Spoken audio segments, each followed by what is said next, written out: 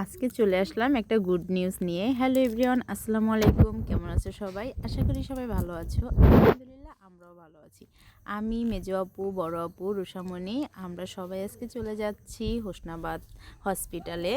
ওই যে বললাম গুড নিউজ। গুড নিউজটা হলো আমাদের ঘরে ছোট্ট ফুটফুটে একটা রাজকন্যা এসেছে তাকে দেখার জন্য। আর এইদিকে আমার হাজব্যান্ড ফোন দিয়েছে, তার সাথে কথা বলতেছি। আবার আমরা একটু ঢংও করতেছিলাম রুষা মামনির সাথে। রুষা মামনি মাশাল্লাহ অনেক মায়া করে চায়।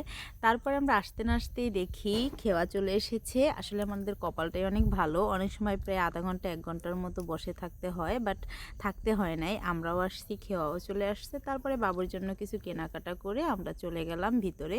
এই যে আমাদের সেই ফুটফুটে রাজকন্যা, সবাই মাশাল্লাহ বলতে ভুলবেন না, সবাই বলবেন মাশাল্লাহ। এত সুন্দর করে হাত ধরেছিল আপু, তারপরে নিল আপুর হাতটাও অনেক শক্ত করে ধরলো।